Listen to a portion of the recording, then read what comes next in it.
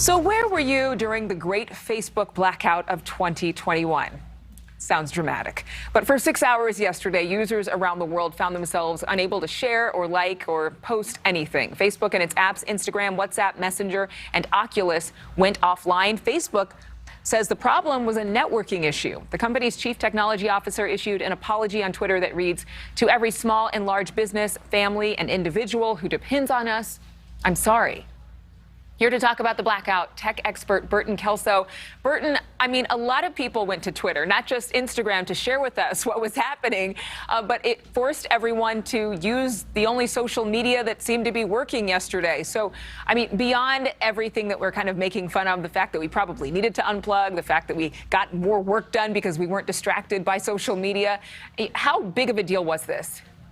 That's a pretty big deal, and you can't forget about LinkedIn in this outage too, because that's another social media network that people gravitated to. But it's a huge deal because many small businesses rely on Facebook and Instagram to market their businesses and to stay in communication with their current and potential customers. And the same thing with Instagram.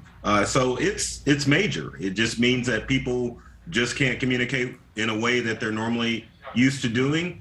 And it just essentially shut everything down on the internet. And it was coupled with the whistleblower story. At the same time as the headlines were going out, we had this outage, and a lot of people were trying to come up with theories about what could have happened and who hacked Facebook. But it was this faulty configuration change, according to Facebook. What does that mean? It basically means that Facebook could have been doing internal maintenance on their networks, and you had an IT employee just put the wrong settings in the router, which took Facebook and Instagram and WhatsApp off the internet. It can happen. It can happen. It's always good to speculate that hackers got into Facebook. Yeah, but thankfully it wasn't a hack, because I think a lot of people are concerned about their personal data, but this was an internal tech glitch. How much could this cost? Well, Facebook's stock price dropped nearly 6% yesterday, so the company lost about $50 billion. But I think more importantly, you're going to see a loss in confidence in people using the social media network. As you said earlier, people went to Twitter to get on and communicate with people, but you could see more people start to leave Facebook in light of this outage yesterday. And again, really, really quickly, we have 1 minute left, Burton, but with the negative publicity of the outage coupled with the whistleblower's story and her testifying to Congress today, do you think that kind of bad publicity will have a lasting impact, or will people kind of say, and move on?